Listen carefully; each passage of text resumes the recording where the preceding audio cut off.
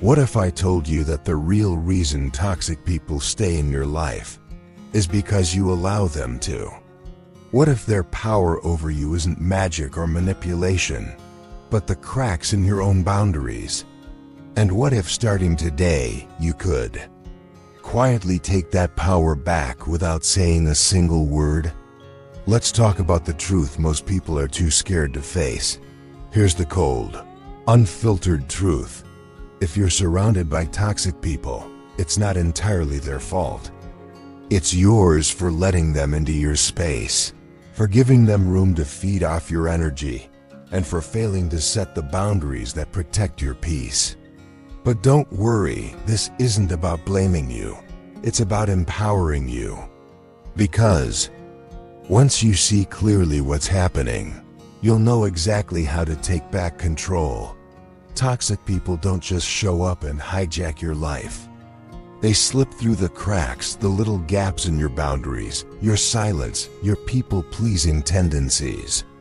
And once they're in, they thrive. They live off your reactions, your anger, your guilt. And that's exactly why so many people let them stay. Because facing the truth and confronting that damage feels harder than just surviving it. But here's the thing, you can't fix toxic people. You can only outsmart them. In this video, I'll walk you through brutally honest but incredibly effective strategies to deal with toxic individuals. And by the end, you'll see something powerful. That peace of mind you've been chasing, it was in your hands all along. Number 1, forgive.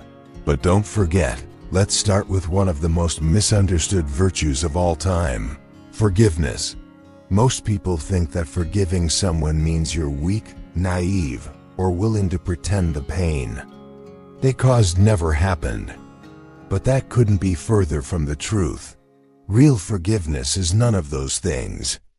It's not about excusing bad behavior or welcoming the person back into your life as if nothing happened. It's about breaking free from the weight of resentment for your sake. I had to learn this the hard way. Years ago, I had a friend, let's call them Alex. We were incredibly close. The kind of friendship that felt unbreakable. Or so I thought. One day, I shared something deeply personal with Alex, something I had never told anyone. I trusted them to keep it between us. But a week later, I found out they had not only shared it, but twisted it. They spun my words in a way that made me look awful. The betrayal hit me like a punch to the gut. I wasn't just angry, I was heartbroken. And honestly, I was even angrier at myself for trusting them. For months, maybe even years, I carried that bitterness with me. Every time I saw Alex, or even heard their name, it felt like tearing open the same wound over and over again. I didn't realize just how heavy that resentment had become. Until one day, I read a quote that changed everything. Resentment is like drinking poison and expecting the other person to die. That hit me hard. Because while Alex had clearly moved on with their life, I hadn't. I was still stuck, still bitter, still bleeding. And it wasn't hurting them, it was hurting me. That's when I decided to forgive. But not in the way you might think. I didn't reach out to Alex. I didn't try to patch things up. I didn't even speak to them. I forgave them silently, in my own heart. Not for their sake, but for mine. I let go of the anger, not because they deserved it, but because I did. I deserved peace. But here's the part most people miss. I didn't forget. That betrayal taught me something I'll never unlearn. It taught me who to trust, and who to keep at arm's length. Forgiving Alex freed me from bitterness, yes, but remembering what happened made sure I'd never fall for the same thing again. True forgiveness isn't weakness, it's the deepest kind of strength. It takes courage to let go of anger, especially when holding onto it feels justified. And it takes wisdom to understand that forgiveness doesn't mean offering someone another chance to wound you. Forgetting, though that's a different story. Forgetting is what invites pain back into your life. Think of forgiveness like healing from a wound. You don't keep reopening it, but you also don't erase the scar. The scar stays not as a reminder of the hurt, but of the lesson. Of what you endured, what you overcame, and what you'll never allow again. Even the ancient Stoics understood this. They didn't preach blind mercy. They preached emotional clarity, choosing peace without sacrificing self-respect. Let's carry that clarity forward. Forgiveness, when done right, becomes your personal declaration. I control the story now. You're no longer reacting to someone else's damage. You're rewriting the ending. And when you refuse to forget, that's not bitterness. That's wisdom protecting you from repeating old pain in new forms. Let me leave you with this. Forgiveness is a gift you give to yourself, not to the person who wronged you. Forgetting, on the other hand, is like erasing the lesson and setting yourself up to learn it the hard way. Again, so release the bitterness, but carry the lesson with you, not like a heavy burden, but like a shield that guards your peace. #2. Limit their access. Now let's talk boundaries, the kind that actually work. Let me be blunt. Some people don't deserve front row seats in your life. Period. It doesn't matter if they're family, childhood friends, or coworkers you see every day. If someone is consistently toxic, draining, or trampling your boundaries without a second thought, it's time to downgrade their access. Call it cold, call it harsh. But protecting your peace isn't selfish, it's survival. I say this as someone who used to be a chronic people pleaser. If someone wanted my time, my energy, or my emotional labor, I gave it no hesitation. I'd stay on the phone for hours listening to a friend unload the same complaints over and over again, even when my own life felt like it was unraveling. Sound familiar? I ignored my exhaustion. I pushed aside my own needs. And the worst part? Those people wouldn't lift a finger for me in return. Then one day, after yet another draining phone call, I hung up and thought, what am I even doing? Why am I still in this one-sided relationship? That's when it hit me. Not everyone deserves unlimited access to you. Now, here's where it gets a little uncomfortable. Limiting access doesn't always mean cutting people off completely. In fact, the most powerful boundaries are often the quiet ones, subtle lines people don't even realize you've drawn. Take that friend who treats you like their emotional dumpster. Instead of getting pulled into their negativity, try saying, "Wow, that sounds really tough. What do you think you'll do about it?" Watch how fast they stop calling when you stop playing therapist. Or maybe it's that relative who never misses a chance to criticize your choices. You don't need to argue or justify anything. Just smile, nod, and stop sharing your plans with them. Their judgment loses all its power when they don't know what you're up to. I had a coworker once always stirring up drama, gossiping in the break room like it was their job. Every time they tried to drag me in with, "You won't believe what so-and-so did," I just say, "Oh, I'm not really into office drama," and walk away. Awkward at first, sure, but eventually, they stop trying. Problem solved. Limiting access is about recognizing that your energy is sacred. It's not for everyone. It's about building layers, an inner circle for the ones who uplift you, and an outer ring for the emotional vampires who only show up when they want something.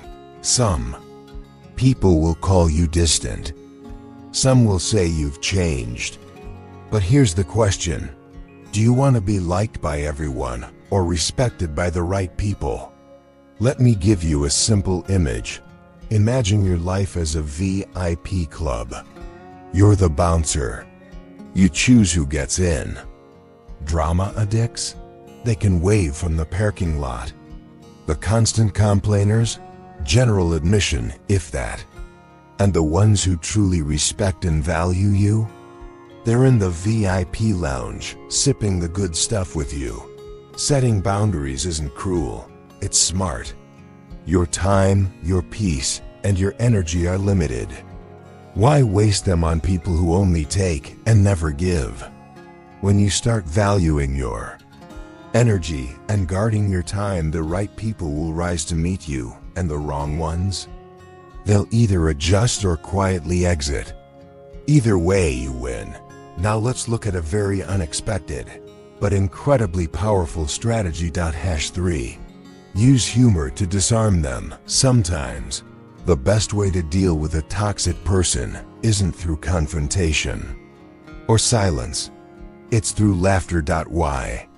Because toxic people thrive on tension. They crave conflict, drama, and emotional reactions. That's their fuel. But what happens when you don't give them what they want? What if instead of firing back, you smiled? What if you cracked a lighthearted joke that flipped the whole situation on its head? Suddenly, their carefully crafted drama loses its punch. It's like popping a balloon. They were expecting resistance, not wit. Let me give you a personal example. I once worked with someone who made it their mission to critique everything and everyone. From people's outfits to how they drank their coffee, nothing escaped their judgment. One day, in front of the entire team, they sneered at my desk and said, "Wow, your workspace looks like a tornado just touched down. How do you even find anything in that mess?" Now in the past, I might have gotten defensive or embarrassed. But that day, I just smiled and said, "You're absolutely right. This is what I call creative chaos." Einstein's desk was worse than this, so honestly, I'm feeling like a genius in the making. The room burst out laughing. Their jab landed flat. They never brought up my desk again. That's the power of humor. When you respond with lightness, you take the weight out of their words. You show them that their insults don't stick, that you're unshaken. And toxic people hate that. Why? Because they don't know what to do with someone who won't play their game. Humor brings unpredictability. It flips the script. Suddenly, they're the ones off balance. But here's something important. Your humor needs to be clever, not cruel. If your joke is sarcastic or cutting, it can escalate the tension instead of dissolving it. The goal isn't to win the argument, it's to remove the oxygen from their fire.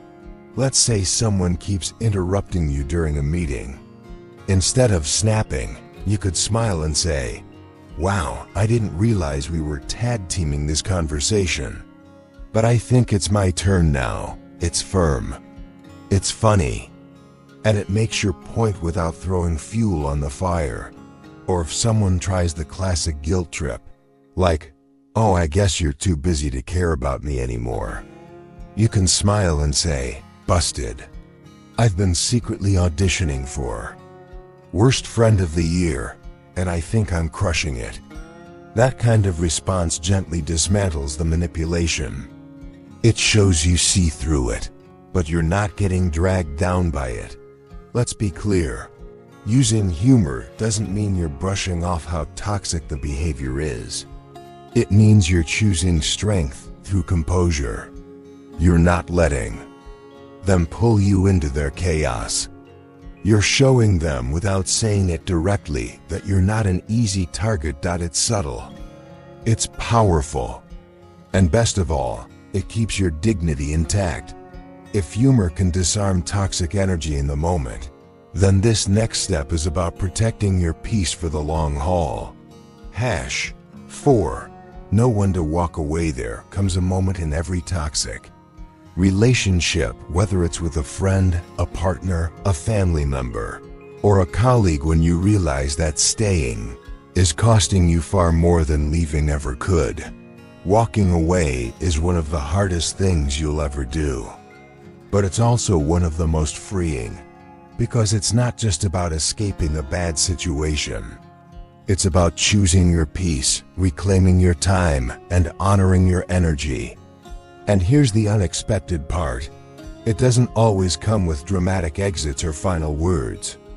Sometimes it's just a quiet, repeated decision, choosing yourself over their chaos. Again and again, toxic people have a way of keeping you hooked. They know exactly what to say to make you doubt your decision. I'm sorry. I'll change. If you leave, you're giving up on me. And let's be real, part of you will wonder, am I being heartless? Am I the bad one for walking away? But here's the truth. Staying in a relationship that drains you isn't loyalty. It's self-neglect. I had a friend like that once. On the surface, they were magnetic, the life of the party, charming, loud, funny. But behind closed doors, it was always about them. Every conversation circled back to their drama, their needs, their latest crisis. If I ever opened up about my own struggles, they'd cut me off or twist it into some weird competition. Oh, you had a bad day? Let me tell you about mine. At first, I made excuses. They're just going through a lot. They don't mean to be dismissive. But those excuses wore thin as the years passed. I kept pouring emotional energy into the relationship, supporting them, showing up and getting absolutely nothing back. The final straw came when I hit a personal low point. I reached out, vulnerable and in real need. And their response? Yeah, that sounds rough. But honestly, I've got my own stuff going on. That's when it hit me. They weren't toxic because they were evil. They were toxic because they simply didn't care. So I walked away. It hurt a lot, but at the same time, it felt like I could breathe again. Like a heavy weight I hadn't even realized I was carrying had suddenly lifted from my chest. Now, walking away doesn't always mean slamming the door shut. Sometimes it's gradual. It looks like not replying to every message, not picking up every call, letting them slowly fade into the background of your life. Sometimes it's as simple as saying, I'm not available to talk about this right now. I don't think I can help you with that anymore. Firm, respectful, clear. It also means learning to emotionally detach. Even if you still see them occasionally, maybe at family gatherings or work, you stop letting their words shake you, or their opinions define you. And yes, sometimes walking away means stepping back from people that society expects you to stay connected to, like toxic family members. Let's be honest, that old idea that family is forever, no matter what, is outdated and often dangerous. Blood doesn't give someone the right to manipulate, belittle, or control you. Choosing distance doesn't mean you hate them. It means you're choosing you. Because here's the deeper truth. Walking away isn't an act of anger. It's an act of love. Love for your own well-being. Love for your future self. Love for the peaceful, fulfilling life you deserve. And when you finally walk away, you realize something powerful. You weren't just walking away from them. You were walking towards something better. You weren't too emotional. You weren't selfish. You weren't the problem. You were simply in the wrong room, giving your heart to people who didn't know how to hold it. The moment you step out of that space, you make room for people who see you, value you, and treat you with the respect you never should have had to ask for. After you've walked away from toxic people, the next step isn't just about healing, it's about rebuilding your circle. And that starts with choosing who you let in. Number 5, surround yourself with uplifting people. Dealing with toxic individuals often feels like trying to swim with heavy weights tied to your ankles. No matter how hard you try to move forward, their negativity, manipulation, or emotional chaos keeps pulling you under. So what's the antidote? Surround yourself with people who lift you up. Uplifting people don't just bring good vibes. They remind you of your worth, cheer on your growth, and naturally push toxic energy out of your orbit. They don't drain you, they charge you. Spending time with them doesn't leave you questioning yourself. It makes you feel more like yourself. Here's a simple truth. Your environment shapes you. If you're constantly surrounded by people who gossip, complain, or tear others down, it's only a matter of time before their energy seeps into you, whether you realize it or not. You may start doubting your choices, lowering your standards, or losing your spark. But when you're around people who genuinely want the best for you, something powerful happens. You start seeing the best in yourself. Let me ask you this. Have you ever had a friend who made you feel lighter after being around them? Someone who listens to you, really listens without judgment. Who celebrates your wins with pure joy, not jealousy. Who challenges you to grow, but in a way that feels inspiring, not condescending. Those are the people worth holding close. Those are your lifters. There was a time in my life when I didn't realize how badly I needed that kind of support. I was stuck in a loop surrounded by relationships that were subtly toxic. Nothing explosive. Just constant little digs, guilt trips, and emotional games. Then I met a new colleague. They had this calm, sincere energy. No drama, no hidden agenda, just honest encouragement. They'd say things like, "You're really good at this. Why don't you take the lead?" Or, "You handled that situation beautifully." At first, I was shocked.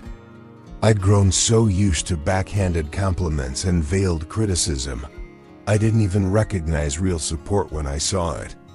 But over time, their energy began to shift something in me. Spending more time around them and people like them opened my eyes. For the first time, I saw what I had been missing. These people didn't try to compete with me. They didn't undermine or manipulate. They simply believed in me, and that belief made me believe in myself. They inspired me to expect more, not just from others, but from myself. So how do you build a life surrounded by people like that? Here's where to start. Identify your tribe. Look for those who energize you, not those who drain you. These could be longtime friends, trusted mentors, or even new connections that feel aligned. Invest in quality over quantity. You don't need a huge circle. What matters is the depth of your relationships, not the number of contacts in your phone. Be the energy you want to attract. Relationships are a two-way street. If you want uplifting people in your life, be one. Listen with intention. Celebrate others. Show up without conditions. But here's the controversial part.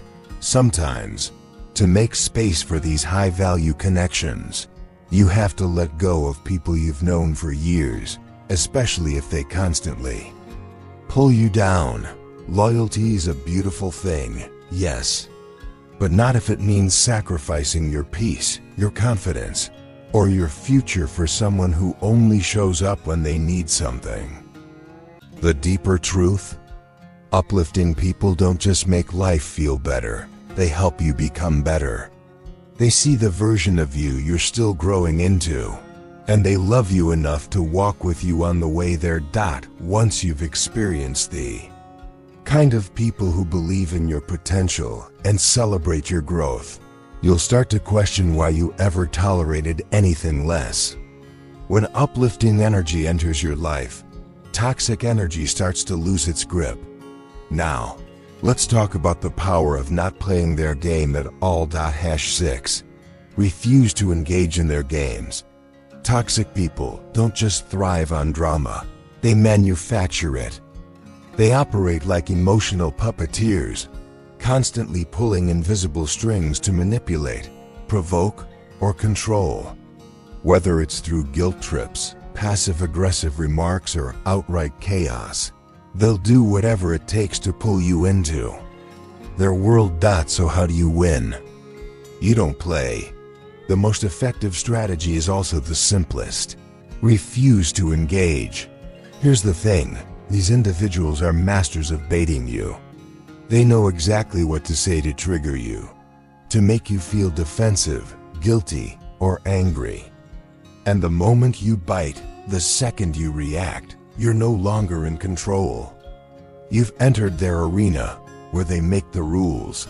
But when you don't respond the way they expect, when you stay calm, detached, and non-reactive, you throw them completely off balance. I remember dealing with a family member who made it their mission to stir up tension at every gathering. It was always something subtle but sharp. Snide comments like, "Must be nice to have all that free time." Some of us actually work for a living. At first, I'd try to explain myself, defend my schedule, justify my choices. But it only escalated things. They'd twist my words, raise their voice, and suddenly, I'd be painted as the selfish one. Until one day, I made a different choice. They threw out the usual passive-aggressive jab. And instead of engaging, I just smiled and said, "You're entitled to your opinion," and casually changed the subject. They tried again, but I didn't bite. You could see the frustration on their face. The game wasn't working. And slowly, over time, they stopped targeting me because I stopped giving them what they wanted, a stage. Refusing to engage isn't weakness, it's strategy. It's about choosing peace over pointless battles. Here's how to master this mindset in real life. Recognize the bait. Start noticing the patterns. What phrases or behaviors always seem to push your buttons? How do they provoke you? Awareness is your first shield. Stay calm. Remember, they want your emotional reaction. Don't give it to them. Stay cool, collected, and centered. Respond minimally or not at all. Sometimes, silence is your most powerful weapon. Other times, a neutral response like, "That's interesting," or "I see," is enough to end the conversation without fueling the fire. Set clear boundaries. Let them know directly or indirectly that their games won't work. You might say, "I'm not going to argue about this," or "Let's talk when this can be a productive conversation." Here's the part most people struggle with. Refusing to engage doesn't mean being a pushover. It doesn't mean you're afraid. It means you're smart enough to save your energy for things and people that actually matter. Toxic people might call you cold, distant, or even accuse you of being cowardly. But that's just another trick.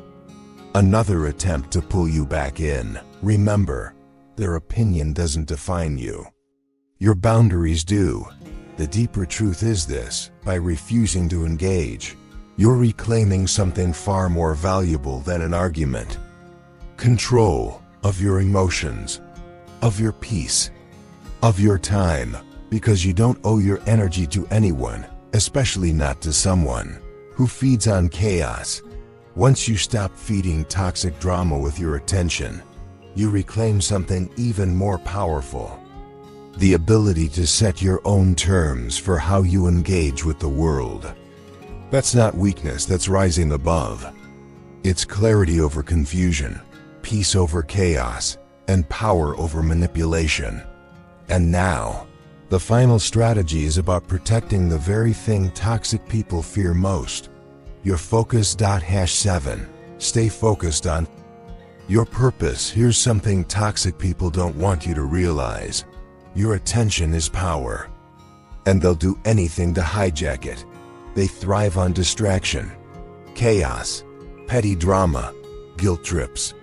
It's almost like their full-time job is to make their problems feel like your responsibility. But when you're rooted in your purpose, when you're locked in on your values, your goals, and the vision you're building for your life, their noise starts to fade.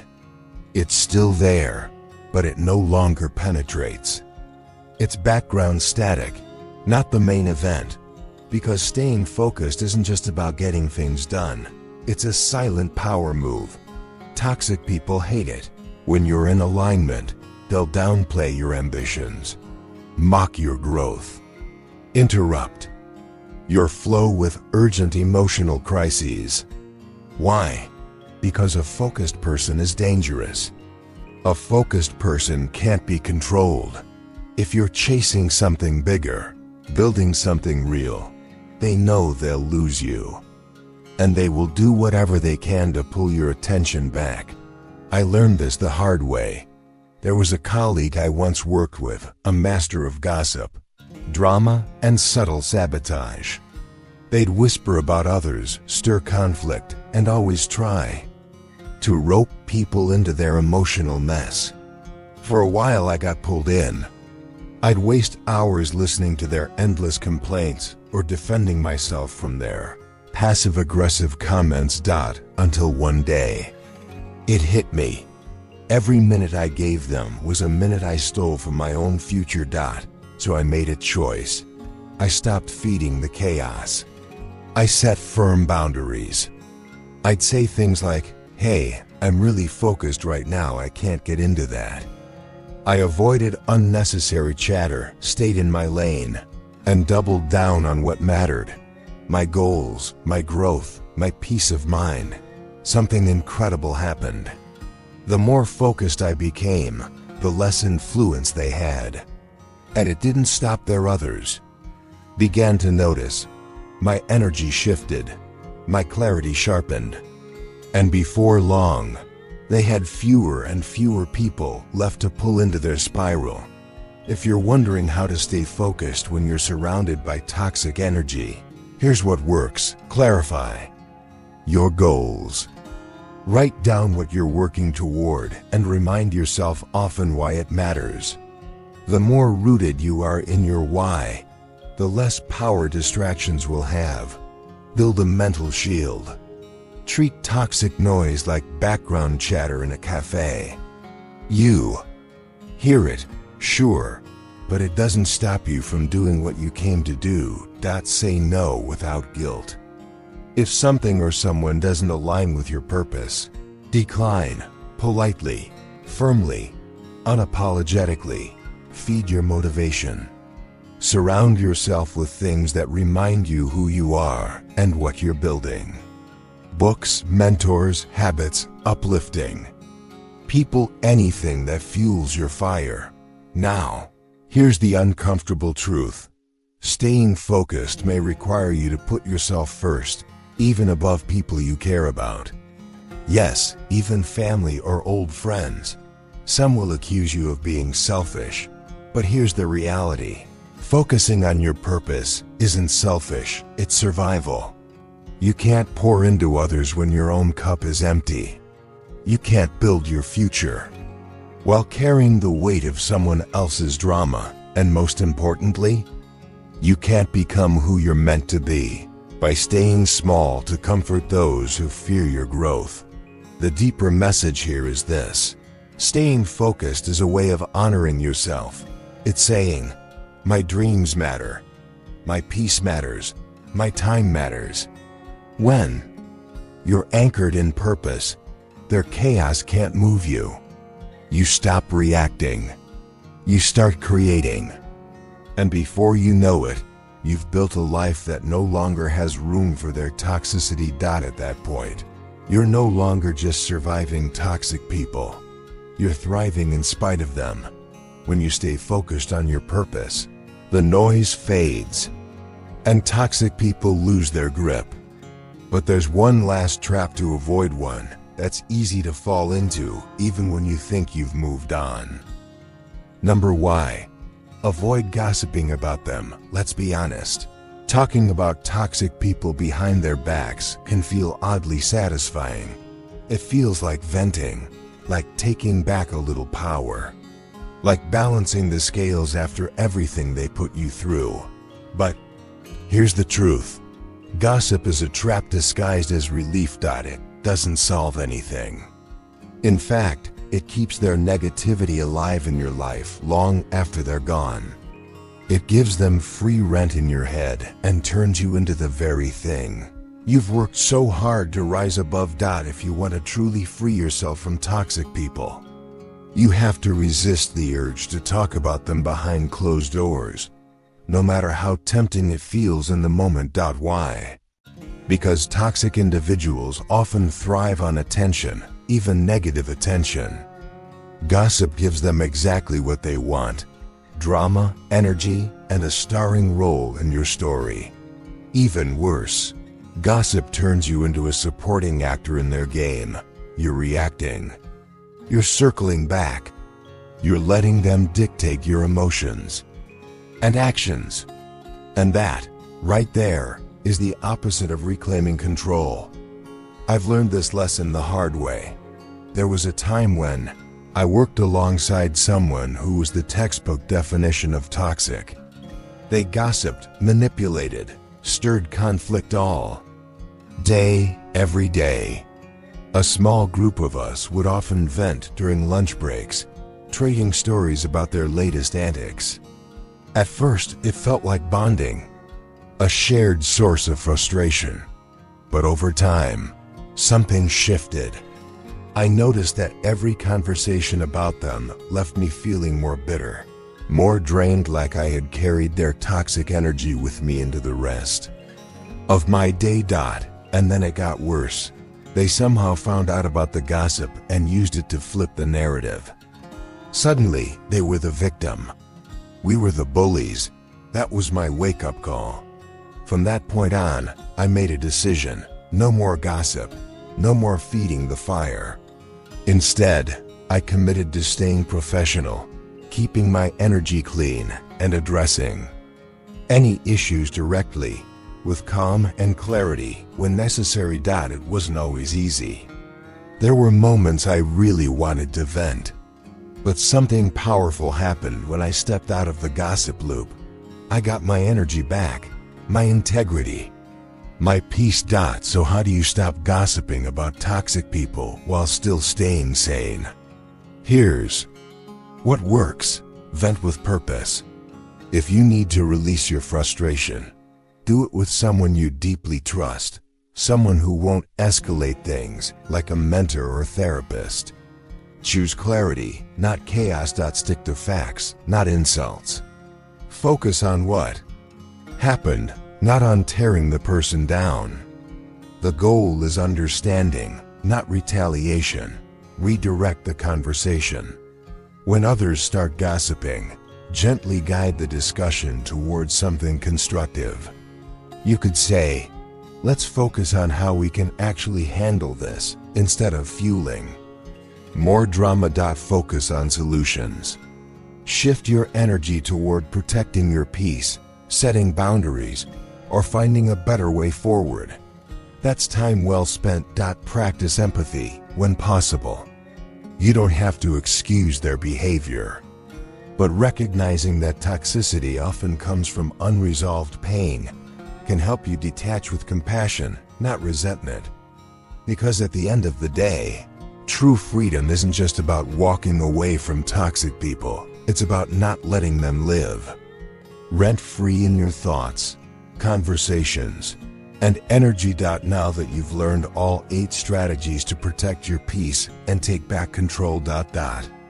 Let's wrap it all up with one final truth that ties everything together. When you resist the urge to gossip, you're not just keeping your peace, you're breaking the chain. You're refusing to let someone else's toxicity live in your mind, your words, or your energy. That's not weakness. That's self-respect. Final reflection. Rise above it all. The truth is, toxic people often act out of their own unhealed pain. Understanding that can help you rise above the temptation to gossip, even when it feels justified. But let's be real. Choosing not to gossip can feel isolating in a world where tearing others down is practically sport. People might accuse you of being too soft, too polite, too passive. But here's the reality. Avoiding gossip isn't about being nice. It's about being wise. Gossip keeps you tethered to the very negativity you're trying to escape. It drags you right back into their storm. But choosing silence, choosing maturity, that sets you free. By refusing to participate, you're doing something incredibly rare. You're breaking the cycle. You're saying, I don't need to stoop to their level to feel powerful. You're showing others and reminding yourself that your peace is worth protecting, even when it's hard. Toxic people feed on chaos, and gossip is just another flavor of it. But when you remove yourself from the noise, they lose a little more power. And you gain a little more peace. That's not just emotional control. That's real power. Here's the deeper message. You don't need to fix toxic people. You don't need to change them. What you need is to protect yourself, because you may not be able to control what they say or do, but you can control how you respond, and that's where your strength lives. The truth is, toxic people will always exist. But once you master these tools, setting boundaries, focusing on your purpose, refusing to engage, and choosing higher ground, they lose their grip on you. You become untouchable. So remember this. Your energy is precious. You've got dreams to chase, goals to crush, and a life to build. Don't waste another moment of it getting pulled into someone else's storm. Stand tall, guard your peace, and keep moving forward. Now it's your turn. If this video gave you a fresh perspective, drop a comment below. Share your own tips for dealing with toxic people. We learn best when we learn from each other. And if you want more real, practical strategies to live a stronger, more intentional life, be sure to like, subscribe, and keep growing with us. You've got this. Now go claim your power. See you in the next one.